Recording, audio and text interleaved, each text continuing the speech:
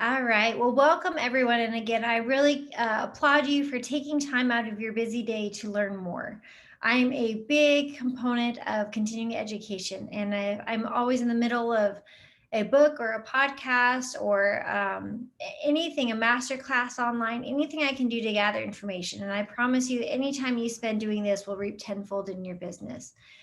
So, one of the many resources that we're going to be talking about today is provided through Native 360. So, I want to show you kind of the where we got this information from and a resource that is free to you that you can go and use at any point. Let me make sure I'm fitting my screen well.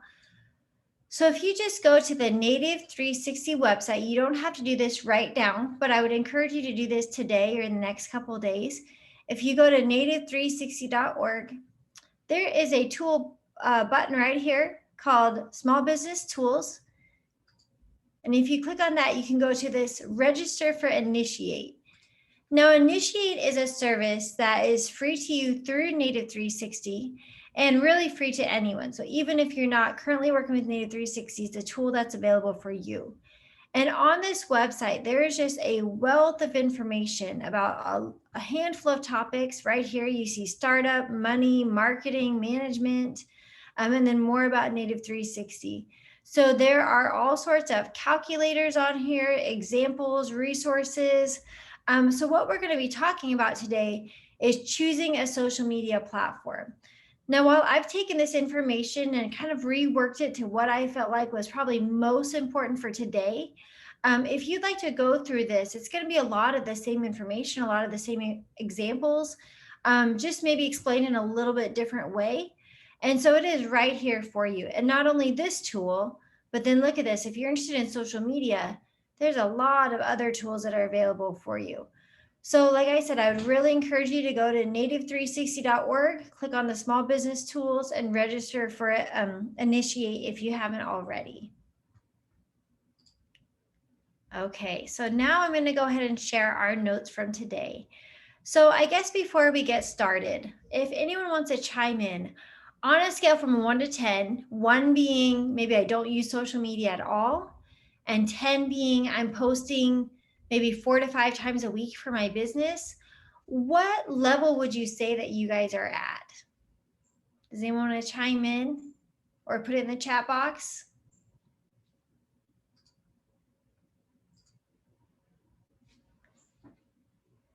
All right. Can you repeat Richard, the question? yeah, on a scale from 1 to 10, 1 being you're not familiar with social media and 10 being you use it daily for your business, where would you be at on that scale right now? I'd probably say at 7 because there's a whole lot I don't know about Facebook and business. So Okay. So 7, that's a good place to be. Sarah says that she tries to post daily for her business. That's great. She says maybe an 8. Is there anyone out there that is really just at a 1? They just don't know what they don't know, and maybe social media is a little bit overwhelming. All right, so maybe we all have at least a little bit of knowledge, but there's more. So today we're really talking about, we're not going to get into really in depth into any platform, but we really want to understand what social media is for and make sure that the time that we're spending is the most efficient as possible. So nowadays there are all different platforms. That's one of the words that we use a lot when we talk about social media. So today we're going to talk about Facebook, Instagram, YouTube, Twitter, and Pinterest. Now there are more than that. There's LinkedIn, there's Snapchat, there's TikTok. There's a lot of platforms of social media, but today we're mostly going to focus on those 5, but I'm happy to go into some of the others as well. And one of the things that business owners do, I think, when they're starting out and have, are really excited, they just create a user and they create a profile on every single one. Now, while that's a great idea, but at the end of the day, you really don't have the time or maybe the effort to put into 5 or 6 or 7 social media platforms. And if you are spending your time posting on 5 or 6 or 7 social media platforms, you're probably not doing the other parts of your business that really need attention. Maybe you're ignoring some of the financials, or maybe you're not shopping for different suppliers, or some of those other pieces that can have more of an impact. And so I always encourage our small businesses that we work with, start with with one platform and do it really well. And once you feel like that one platform is not taking away from the day to day of your business, maybe look at expanding into a second or maybe into a third. But you really should be able to master one platform well. And we always say when you have mastered a platform, it means that you're actually making money back from it.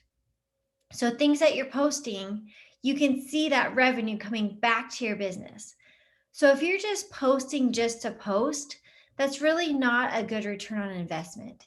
It's not really a active form of marketing until you're at least seeing some kind of return. Now, maybe it's not a money return, but maybe it's networking, or maybe it's you're meeting up with other business. Maybe there's other things besides just money, but your social media platform should really be contributing to your business.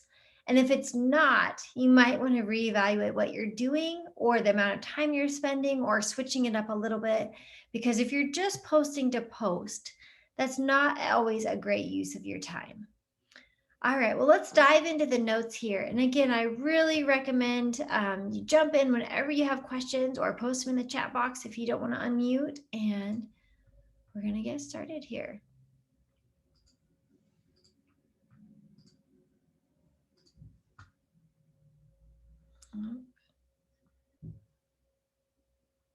Just a second.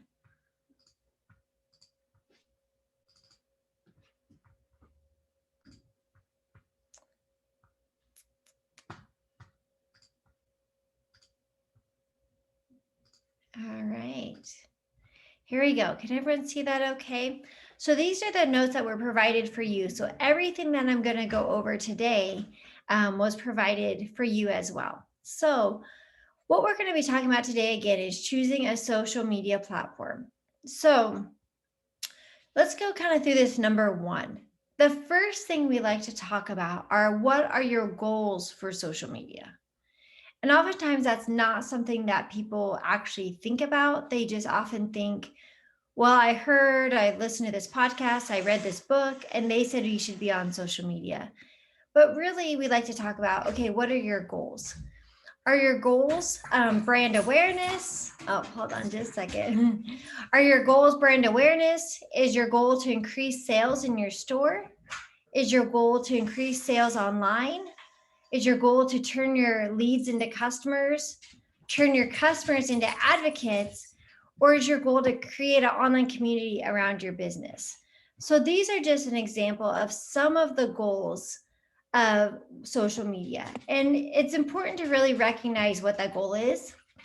From that, this might talk about, so these would be your business goals. This would be how social media may play into that. And then we always talk about some goals are measurable and some goals are not. So we always ask about, do you care that you can track or have metrics for these goals? And if you do care, these are some of the metrics you might use. Now, if you're an entrepreneur and you're just a one-man show, a sole proprietor, these metrics may not be as important because you know that in the long run they're doing their job or your business is growing. But if you are maybe a part of a business partnership and your role is social media and your other partner's goal is something else, you might want to come to a weekly or a monthly meeting with a report to kind of show what you've been doing. Now, whenever we get into the nonprofit board or world or any kind of world that has like a board of directors or maybe an executive director that you're reporting to, that's when these metrics really come into place. I know Brent's had some experience with that where you might have to go and say, the time we're spending or the dollars we're spending, this is a real life report. These are the analytics that prove that the time we spend, the position we hire, or the hours we spend, or the dollars we spend are worthwhile. And this is why. So with those metrics, you might say at the beginning of the month, we had 214 followers.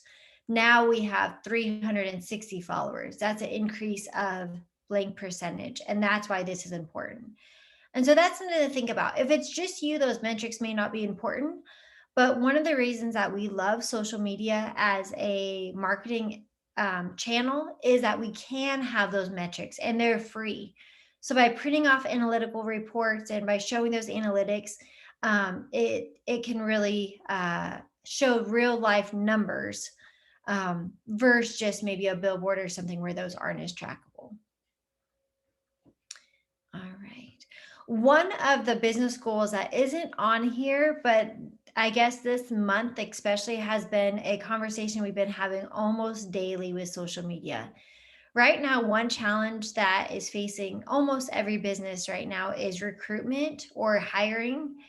And so, one of the ways that a lot of our social media clients have been pivoting is to change their business, maybe from trying to increase in-store sales to hiring and recruiting.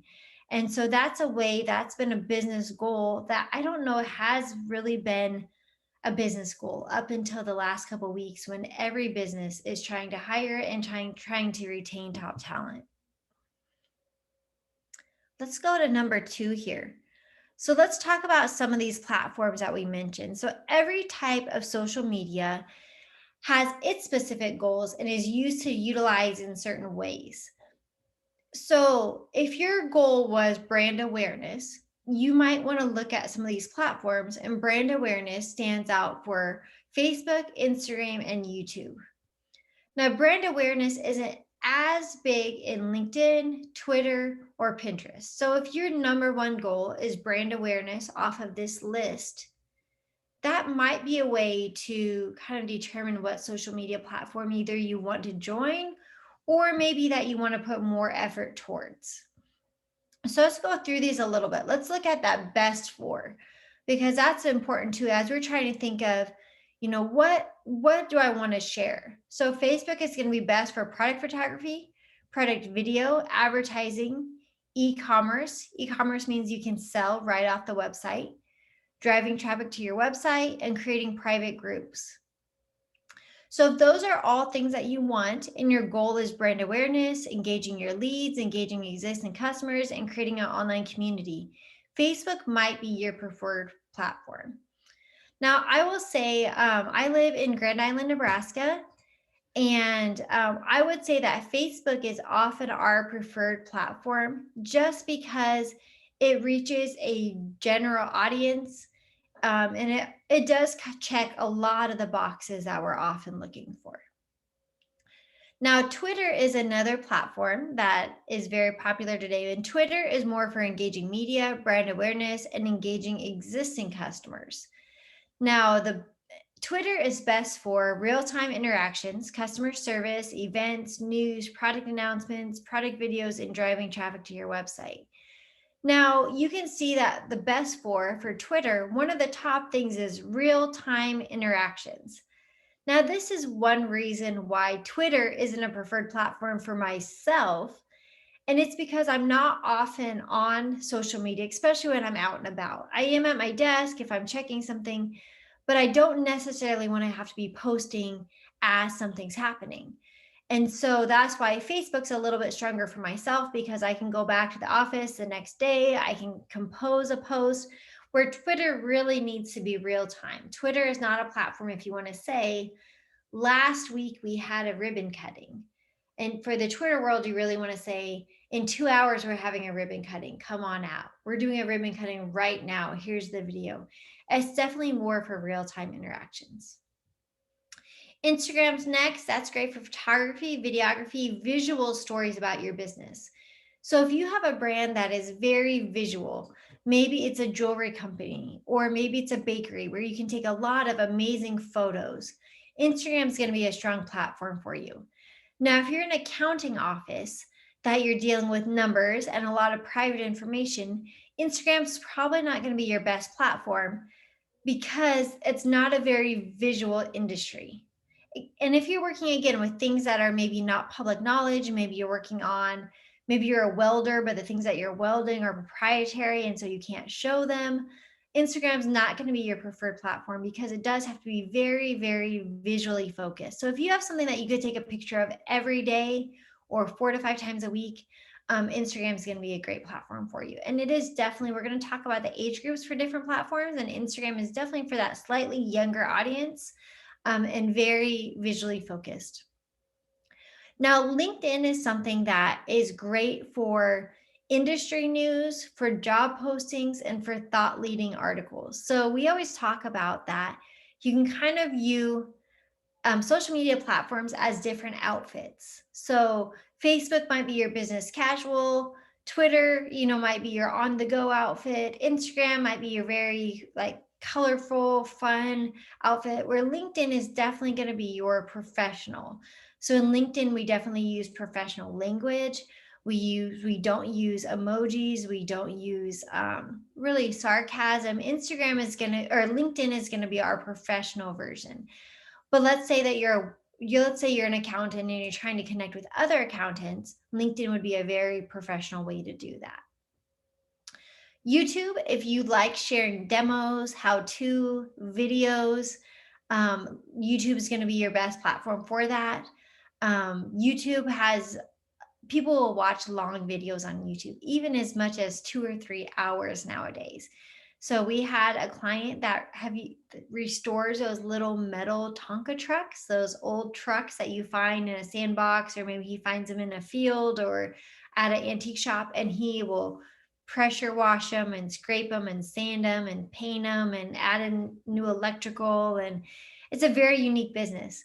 So he does it on YouTube because people actually want to watch the whole process, and then they buy the trucks from him. But that wouldn't be portrayed as much in a photo. Then Pinterest. Pinterest is a way, again, that you're typically adding information. So this is your how-to guides, maybe your packing list, your shopping list, your recipes. And so YouTube or Pinterest is a great way if you want to share more of a process. Oftentimes Pinterest is a open book. So it'll say, if you want to make this centerpiece, I will give you step-by-step directions how to do it. But then at the bottom, I will give you my link if you just want to buy it, because oftentimes people have good intentions on do it yourself. And then at the end of the day, maybe they did try it and it didn't turn out right, or maybe they got frustrated partway through. So they might just decide to use that e-commerce site and purchase right there. On the left here, this is an example of a Twitter highlight. Again, real-time interactions. So showing something that's happening right now, it doesn't have to be as polished or as finished as limited characters. So on Twitter, you have a lot of flexibility to use shortened words, shortened sentences, not perfect grammar, a lot of hashtags. So it's definitely more of a conversational, where I would say Pinterest or LinkedIn are definitely more of the polished, and Twitter, and then I would say Facebook and Instagram are kind of in the middle. It's casual, but not as witty, maybe. So before we go on, does anyone have any questions over what we've covered so far? Has anyone really thought into their social media goals or their analytics or any of those that we've talked about so far?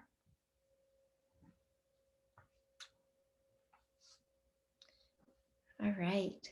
Well, feel free to jump in if you have questions at any time. Next, we're going to talk about your targeted audience.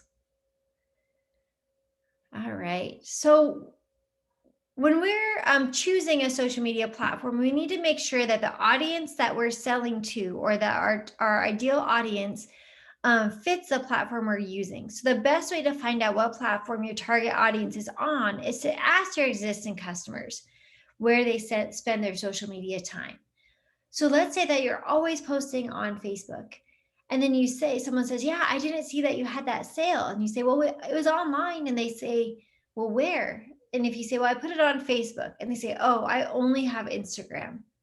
Okay, you should make a note of that. Now, you might not want to add a platform or switch platforms for one person, but if you find that what you're putting out there is maybe not being seen, it might be because your audience has become younger or is on a different platform than you are. Again, in the Midwest, Twitter is not the number one platform for most people.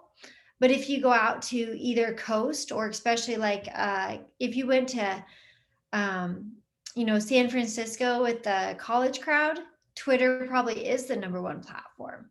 And so it's just really, if you move, if something changes, you might want to check into that. So this kind of shows, again, Facebook's going to be more female, 25 to 34. YouTube's pretty equal genders, 30 to 49. I would say people on YouTube generally have more time. So they're not the people that are always on the go, but they're the people that maybe in the evenings have time to watch a full video. Instagram is going to be more female. Twitter is pretty general, and then Pinterest is more female. So if your target market is men, let's say you have a target market that is 90% men is who's making that buying decision, what two channels would you probably want to lean towards? You'd probably want to lean towards the YouTube and the Twitter, because those are going to have more men. And it's actually really interesting with videos, because we find that industry standard across the board, men watch more videos than women. And we kind of joke that, if a video comes up and it's 6 o'clock at night, I'm usually cooking supper and talking to kids and, wrestling a dog. And not that my husband's not doing all those things, but let's say I jump on Facebook and a video comes up. I'm likely to scroll past it because I don't feel like I can commit, even if it's just 2 or 3 minutes. I don't feel like I can commit my attention to that. Where my husband, even though he helps with dinner and kids and dogs and all of that, he is much more likely to stop what he's doing and watch that 3-minute video. And I don't know if that's true in your households or with you or your spouse, but men generally like videos and women generally like graphics, just because graphics, I think, are a little bit faster, but videos probably give you more information. Now let's talk a little bit about lining our platforms for content. So we talked about this a little bit, but reviewing your content that you've already created, what platforms work best? So again, Facebook short videos. This is where you're going to want to keep your videos under 2 minutes. Blog post, curated content, which often means sales, specials. Hey, did you know? Again, YouTube is only videos. Instagram is going to be your high resolution photos. So often these are really great photos. So if you are a bit of a photographer, if you like getting unique angles, messing with unique lighting, Instagram may be your place for that. Twitter is going to be news and blog posts, up-to-minute things. And then Pinterest is often infographics, step-by-step guides, GIFs, inspiration, things like that. So this is an example of an Instagram post and what it might look like. So again, it's going to be more photo driven with a few additional text highlights.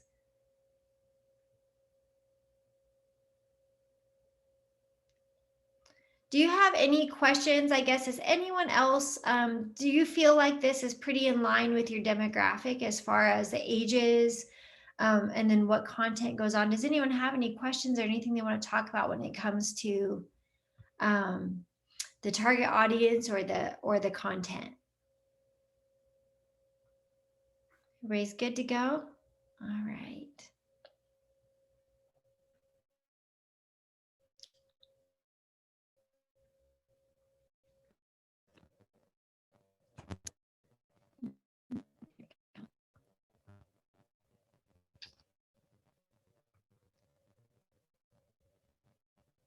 Sorry, my computer's stalling here. Here it comes. Next, we're going to talk about the analytics. And that's something that I talked about a little bit.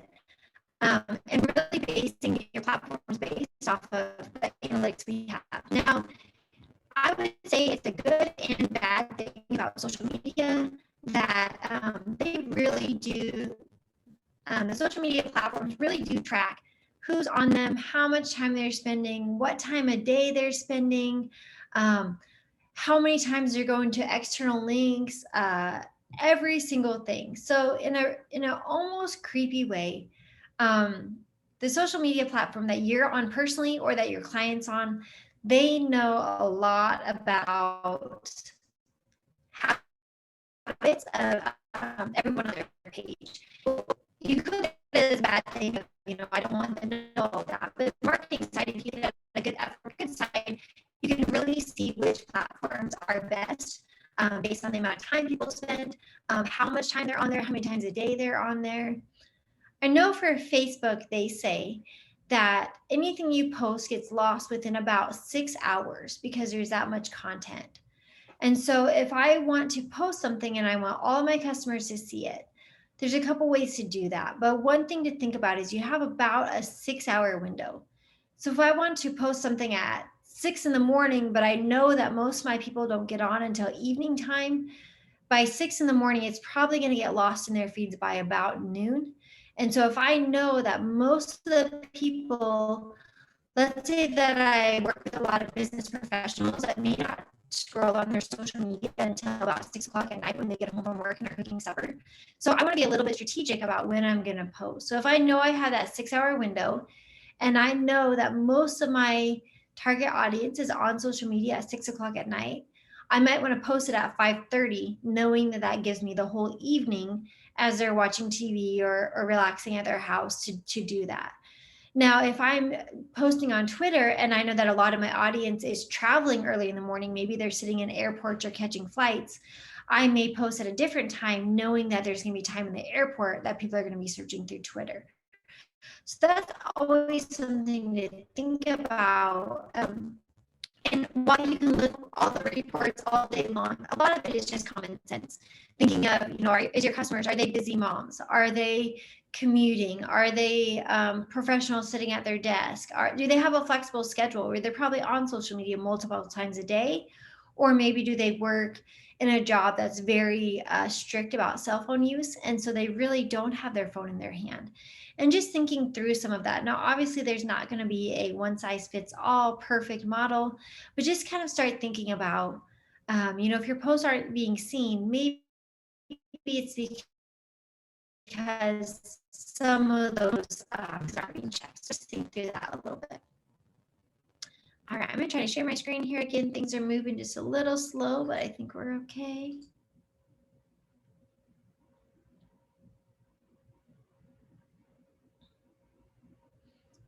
Okay.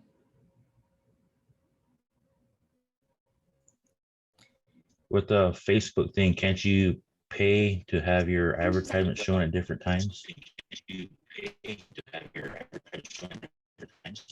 Absolutely. And really talk about that for just a second, because let's say that Facebook, let's say that you have, for easy math, let's say that you have 1,000 followers. About 30% are going to see you organically. So just like when you have business pages or friends pages, you know how you don't see them all the time? Like I only see a handful of my friends' stuff and a handful of my businesses that I follow stuff. So about 25 to 30% are going to see that organically. It's going to show up on their page. Now, the rest of the audience, being strategic. If you really want everyone who follows your page to see it, the best way is to pay for an ad. And that ad could even be as small as $5 or $10 or $15. But let's say that you have a Christmas open house coming and you want all of your Facebook followers, all 1,000 followers, to make sure that they see that ad. If you put it out there, only about 25%, only about 250 are going to see it, just because of settings, because of preferences. Some people, block pages that are businesses, or just because they don't want to see. Facebook has done a good job on the consumer side of letting personal things be seen first over businesses. So if someone has a lot of friends, that business is going to get pushed to the bottom. And so you're right. A great way to make sure that everyone's going to see that is maybe put $10 behind that ad, and you can check on the advertising how you want those ad dollars spent. So I could check that I want all of my followers to be able to see it. And so that's not going to necessarily attract a new audience, but it's going to make sure anyone that's currently like my page can see it. Now, one organic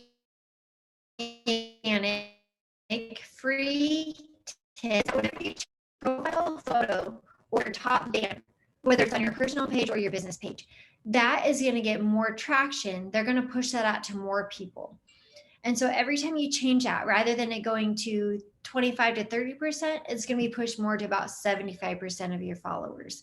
And so let's say that you are offering a Christmas special, maybe putting that as your banner or as your circle profile picture is going to be a free way to get more engagement.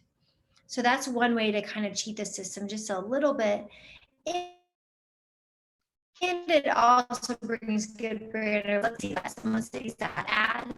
Maybe you print out some flyers and you hang them around town. Then if someone goes to your page by having that as your banner or your profile picture, it's automatically going to tell them that they're in the right spot, which is going to just build that confidence a little bit more. All right, we have 2 more points to get through, and then we'll have lots of time for questions if there's anything that anyone would like to ask, or we can kind of walk through specific situations as well.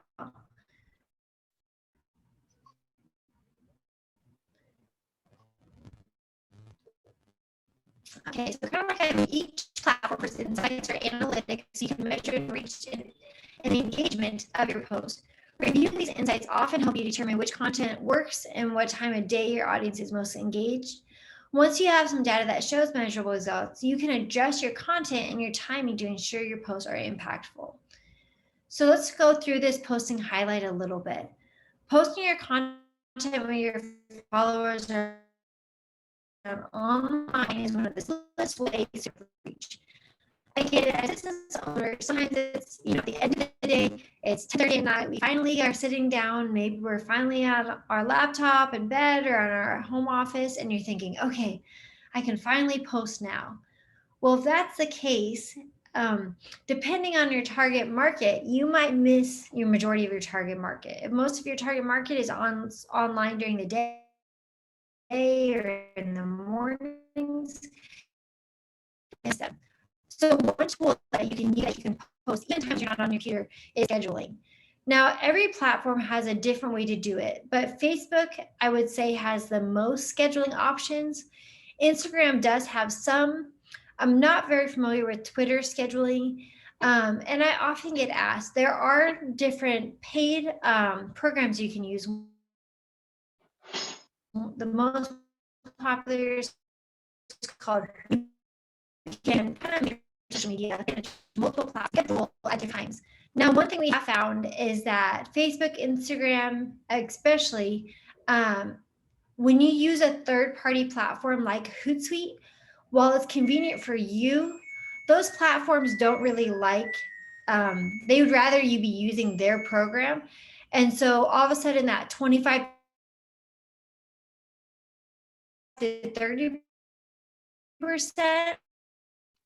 on 15%. Well, it is convenient, we still are better off using the platforms themselves. But on Facebook, you can schedule out to 30 days, sometimes even 45 days in advance, depending on what you're scheduling. And so I know in our office, we typically schedule out a month in advance. And so that I can say, I want this ad to go out at this day, at this time, and then I don't have to think about it. Now, the nice thing is, even when something's scheduled, you can always go back and adjust it and make changes. So once it's scheduled, it's just kind of sitting in a box, but it's still, you can go in and change something. So let's say, for example, you're going to post a sale on a certain sweater that you have in your boutique. And let's say you have it scheduled for Friday. Well, on Thursday, let's say that you sell out of the sweater.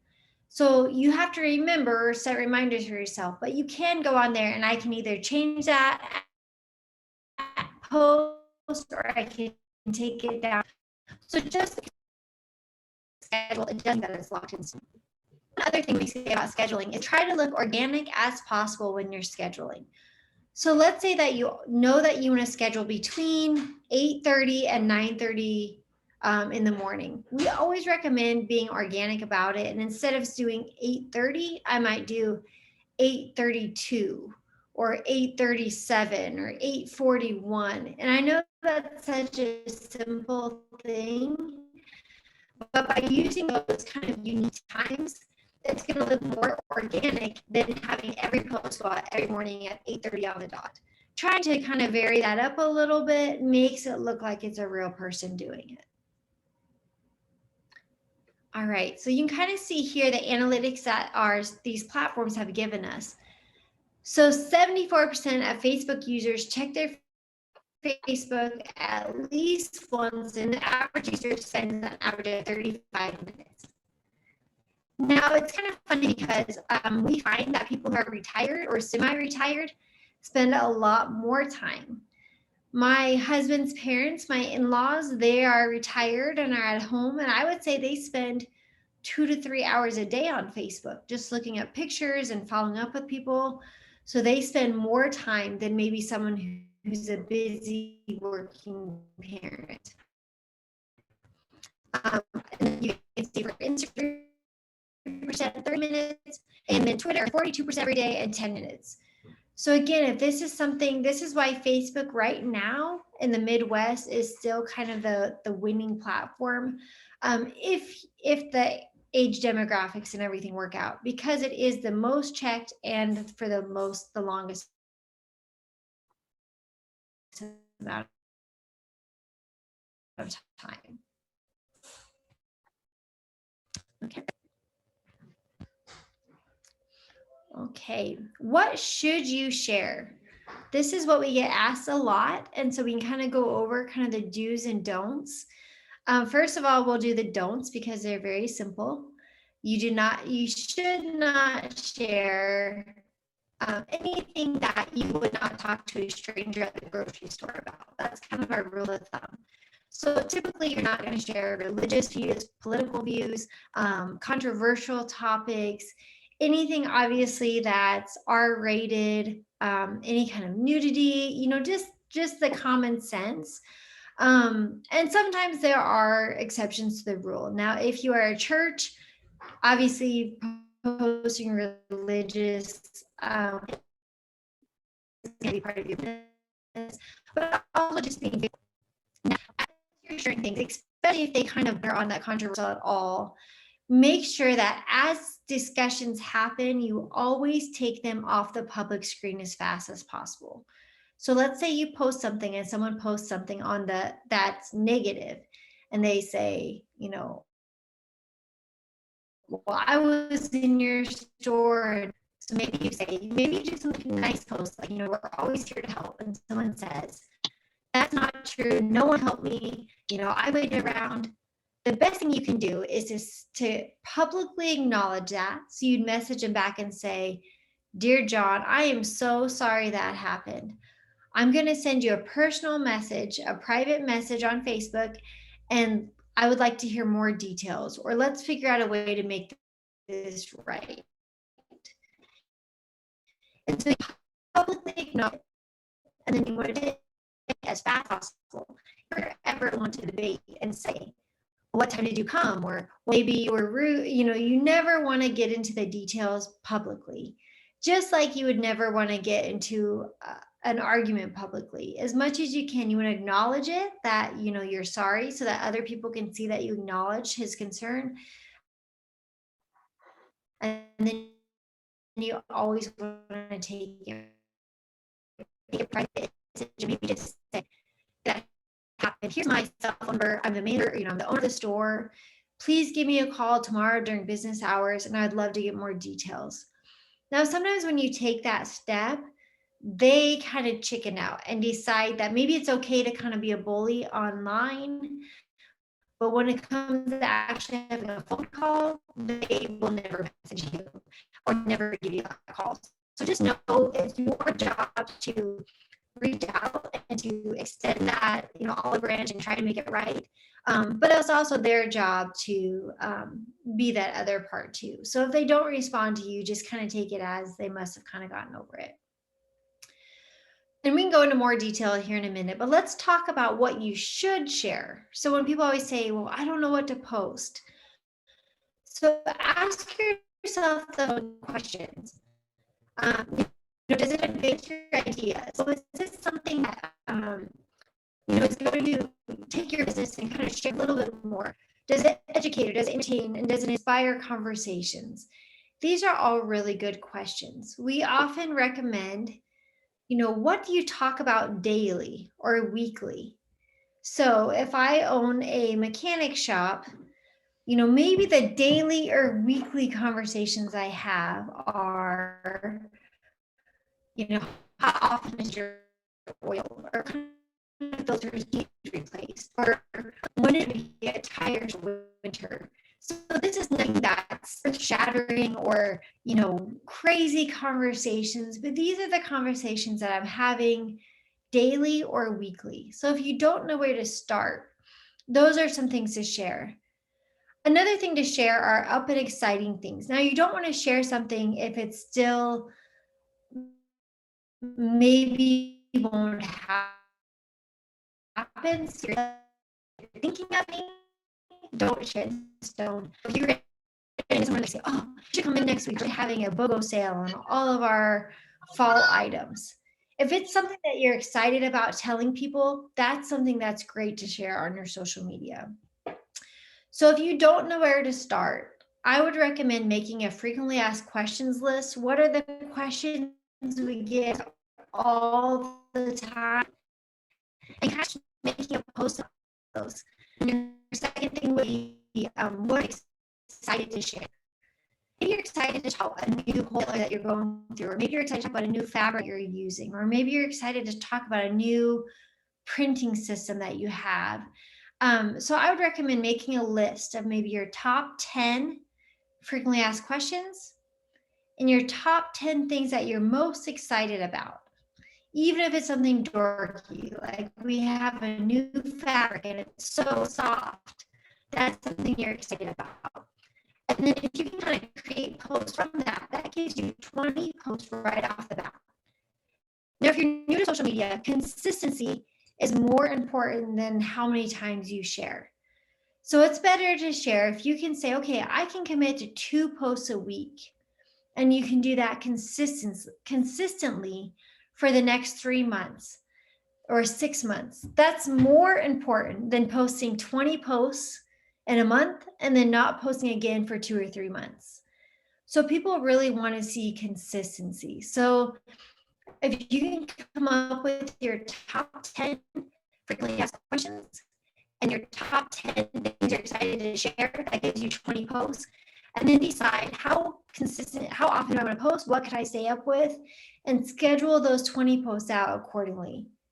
So if you want to post 5 times a week, that's okay, but just know you're going to have to come up with a lot more content to stay consistent. All right, I'm going to go through. Okay, I see my audio's choppy. Sorry about that. I think my internet's kind of flaky. Is there anything anyone needs me to recover? Any questions that we had? Anything that anyone like any more clarification on?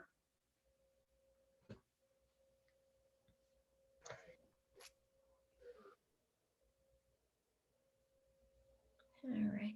Are there any examples of posts that you guys have put out there that have been very successful, that you've gotten a lot of engagement or a lot of movement off of? Are there any posts that you guys have done or any sales that you guys have done that we kind of share with the group?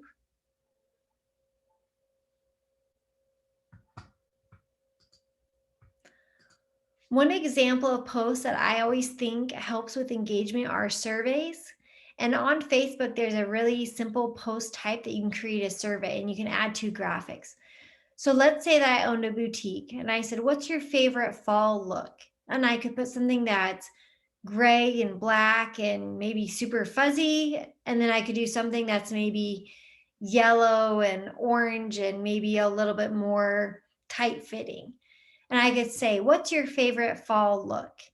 And then very easily people can vote. And that's kind of a quick way to get engagement. That's also a way that you might gain some insight. So if 90% of people really like the big, warm, fuzzy things, I might tend on my next order to order more of that than maybe the tight fitting sweater dress. And so just remember that social media, it's a great way to give content to your clients, but it's also a really good free way to get information back.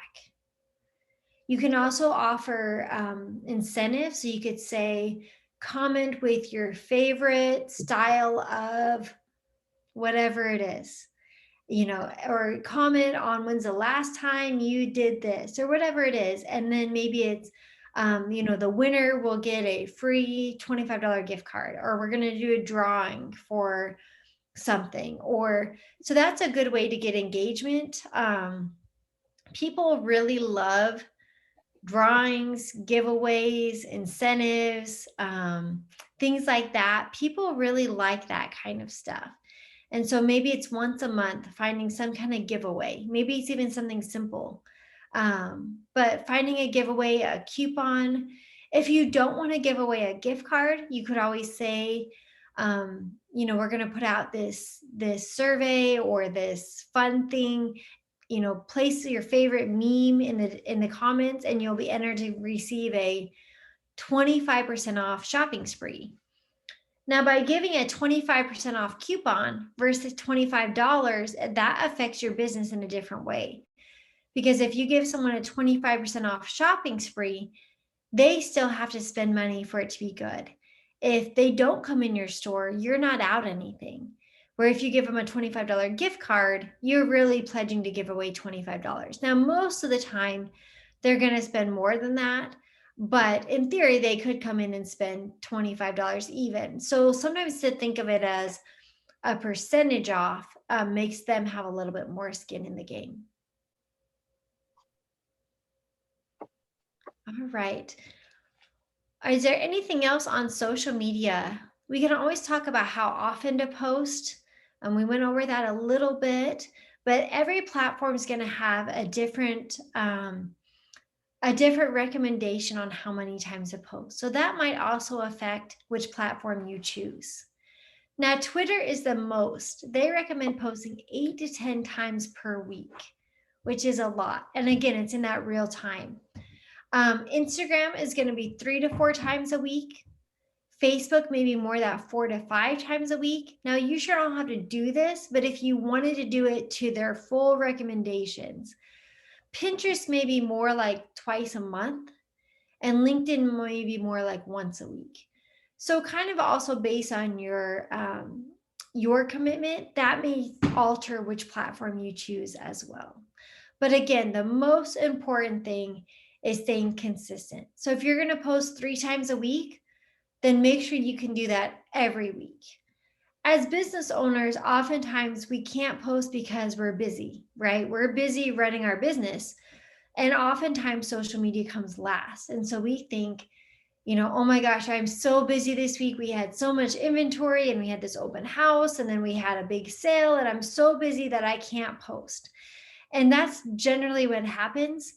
But from a consumer side, if you look at a business's social media page and they haven't posted in 2 months, one of the things we might think is, oh, they must not be doing anything. I don't even know if they're still in business.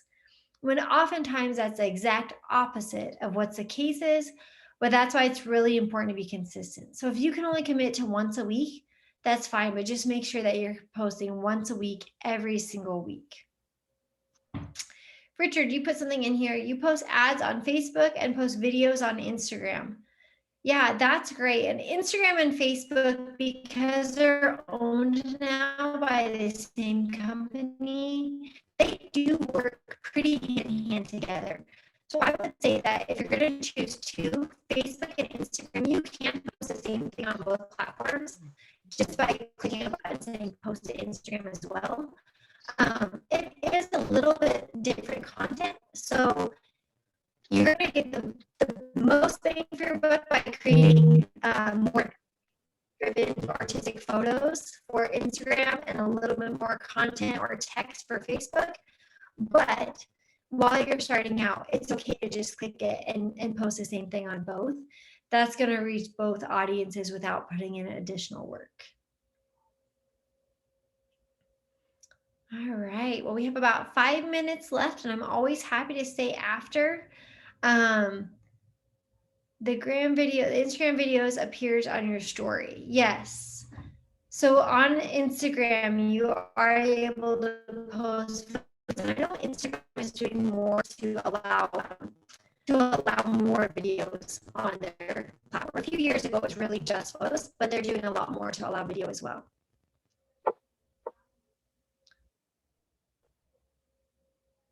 right.